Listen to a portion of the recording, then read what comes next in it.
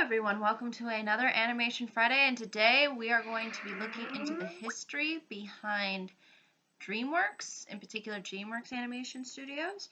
I apologize this video is being uploaded late, but I've been relatively busy over the weekend, so expect future videos to have maybe Friday and Saturday's video sometimes delayed, but I will be catching up for today. So without further ado, let me address basically what ended up resulting in DreamWorks' formation and sort of where it stands today as a animation studio company.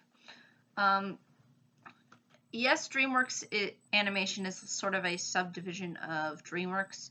So the DreamWorks studio has been around obviously a lot longer than its animation studio, which was basically formed relatively recently, 1994. So it's been around for not a long time. Similar to Pixar in that Pixar's formation wasn't until recently too. So it's pretty much a new and evolving kind of experiment that has gone on over these years.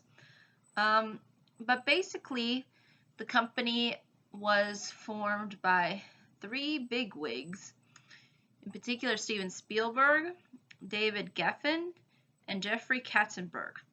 Now, the interesting thing about Jeffrey Katzenberg is he actually worked for Disney before he went to develop DreamWorks. The reasoning for him sort of leaving Disney was because there was a lot of power struggles and obviously clashing ideas, so it would only make sense that somebody would probably rebel and try to find their own way through the scheme of things and maybe create a little bit of competition, which is essentially what DreamWorks sort of started off as initially. They really did want to compete with Disney and Pixar. I guess a lot of the reasoning behind Katzenberg leaving was Michael Eisner, so I guess he didn't really get along with that guy. I believe there is probably some reference in the Shrek film in regards to Michael Eisner, although I could be wrong, but I think that influence is definitely drawn there within Shrek. If you see that film, you will sort of see why DreamWorks sort of had this distinct brand that wanted to really try to branch out and be different from Disney. So obviously, a lot of sort of the powers to be and the powers to come is sort of what propelled sort of DreamWorks to kind of be this very open and this really open and strong rival to Disney. Although I think over the years they haven't been able to match Disney as far as quality is concerned, I still feel like they offer something unique, and it's nice to see that they are trying to be that competitor.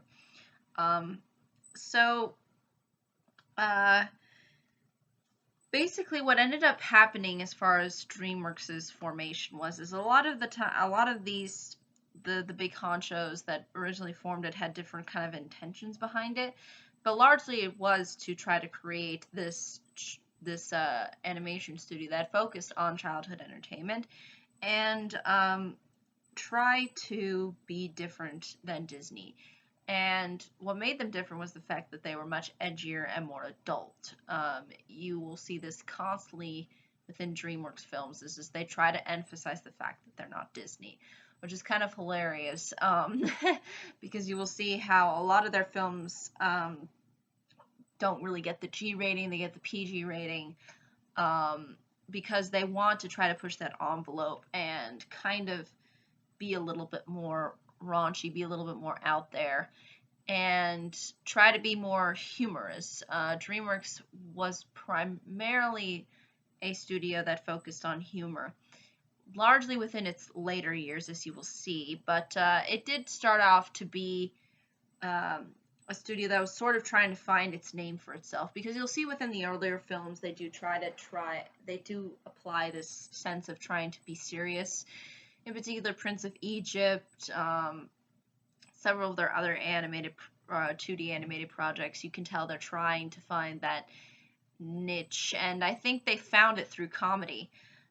Eventually, it's just it took them a while to finally get there, and this is really when this is really shows you the struggle that went into sort of developing DreamWorks, because initially people didn't really know how to branch themselves off from Disney and Pixar, and it was a rather difficult thing to do. And unlike Disney Studios, which really did start off very strong with their first full feature length animated film, same with Pixar too, with Toy Story. For DreamWorks, it took them some time. It wasn't until a while that they eventually got to the point of where people were actually taking them seriously. And that really was the film Shrek. And it really was the sort of breakout film that DreamWorks needed in order to propel themselves further into the mainstream. Although their previous projects, again, were sometimes very well done, or based on sort of, I guess, good intentions, they didn't really have a good, clear-cut understanding of what they needed to do to sort of branch out from other animated studios, in particular Disney, and be in that top bracket. And Shrek was really that film that propelled them to that strong competitor, because it was definitely a film that totally branched out and just was purely comedical, and it put an interesting spin on something that was sort of originally part of the kind of Disney formula, the Disney model. And so that was something that I think was really interesting, and really is what set DreamWorks off on a roll. And even though I will say that obviously their previous films, they did do a good job, it didn't have the breakout attention that Shrek received. So regardless of whether or not you think Shrek or even the Shrek films are super spectacular, they did make an impact. And I think it's similar to, and that's why I obviously put these, in particular the two Shrek films, into this classic category, because they created the identity for DreamWorks. Because eventually what you will see with DreamWorks is that they do kind of go on with the same kind of shtick that Shrek sort of started, which was this idea of, we're going to be comedical, we're going to be more adult oriented, we're going to kind of go there where we know Disney would never go there. You know, we'll create this very edgy, more adult image, and this will gravitate to children because children want to be like adults. So I think that's really what propelled DreamWorks to its major successes later on, was this real clear identification of who they were, which was, we are not Disney. We will go into places where Disney maybe won't go or doesn't really focus on. So if you're looking for something, if your child is looking for something that's not particularly Disney oriented or follows the Disney culture, then this is kind of the counterculture to sort of go into, because we know how to write those kinds of stories and use that kind of comedy. So that's really what made DreamWorks great. Another thing too is DreamWorks eventually developed partnerships, and there's a lot of different business deals that went on, but one of their more famous ones was with the stop motion studio. it was called Aardman Animations. That partnership eventually dissolved, but it did bring out some works that some people recognize, in particular Chicken Run, the Wallace and Gromit movie. So, and Flushed Away was another one as well. So it really was an interesting way into which DreamWorks was trying to find talent to sort of utilize. And it did start, I think, relatively somewhat early on, because Chicken Run was one of those films that was their earliest, where they used Aardman animations. So again, it's one of those interesting bits of how their company sort of developed.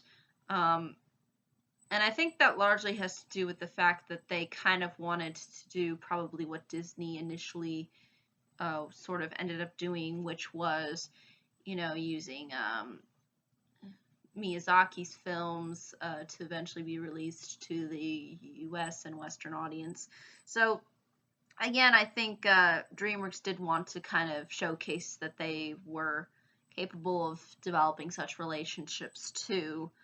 And that's really ultimately all of really the information I could really find about DreamWorks. I mean, they are a very fascinating creation, because they're kind of an interesting blend of different things. But I think over the years they've clearly developed an interesting brand for themselves. And they do have sort of this cutesiness to them that really is childlike, but then they also have this raunchy nature to them as well. And I think they kind of gel that out pretty well. And sort of, I think, developed a huge name for themselves over the years, especially for the fact that they were able to get a significant amount of recognition over a short period of time. And again, it's sort of similar to Walt Disney, when eventually he started off and was able to gain recognition. But I think for DreamWorks, it was interesting because they're going against, and they are still going against, really a big competitor, which is Disney. And now you sort of have a competition that involves three big players now: the Disney Animated Studios, the Pixar Studios, and then you have DreamWorks. So I think there's a lot of variety now than probably there has ever been before, because nobody ever thought of going up against Disney until the later 90s, and until there were still these new ideas coming out and people being creative and kind of thinking outside the box. And I think DreamWorks wanted to be a part of that marketplace. They wanted to be a part of that creative medium and bring something to the table that no one else was bringing as far as film is concerned. So I think that's really why you see the recognition that sort of DreamWorks gets as a big player. Are they anywhere near as close to Disney as far as a comparison? I wouldn't necessarily say that, because it's like comparing apples to oranges. As far as quality of their films are concerned, I think that they've maintained a steady level of quality. I don't think they try to go into being too risky. I think probably their most riskiest project was Shrek. And ever since then, they've kind of kept that mold, and they've cultivated that. And I don't think they've really branched out in trying to do something too different or too radical, because they found that radical edge that they needed to kind of put themselves on the mark, because no one else was willing to compete. So I think it's good that DreamWorks is here, and I'm glad they're here, and I hope that they stay for however long they end up existing. But I think really what it all boils down to, when you look at all of what DreamWorks is they're just trying to be a different voice, a different style. They're trying to bring forth something interesting, but unique and different from Disney. So it's not like that they are any better or worse. It's just what they offer is something that's kind of just, it's not as it's not like what Disney offers, and that's what they knew would cultivate themselves into being part of this uh, medium. And eventually they knew that they had to transition into CGI, which they did relatively well. So I think really that's ultimately what this whole history boils down to is they knew that there was an opportunity to compete with Disney, and they knew that they had the capability to do so. At least the co-founders involved felt that they were capable of doing so, and they did, and they still continue to do. And again, although I do prefer Disney as far as their films are concerned, I still find that DreamWorks does seem to surprise me at times, and I think they are an enjoyable studio to watch as far as films are concerned. But I think sometimes they try to go into being a little bit more on the safe end. You know, they've made constantly all these different sequels sometimes, and you know they try to just maintain their brand. I think at least for now. I don't think they're trying to do something too radical. Although you can maybe argue How to Train Your Dragon was a little bit of a switch from what DreamWorks is probably used to doing. I'd still say that they've maintained themselves, and they don't want to try to kind of, I think, rock the boat, because they initially already sort of rocked the boat with, you know, creating the whole idea of DreamWorks. So I think that really ultimately sums things up for itself. I mean, it's a very interesting studio. It deserves to be where it is today. Although I don't think it has the staying power that Disney has, or the influence or impact on our culture like Disney has, I still think that they are a really good studio, and I hope that they continue on making animated films, because you know it's enjoyable to watch different styles and different concepts. But I think that's really ultimately all I can say about DreamWorks.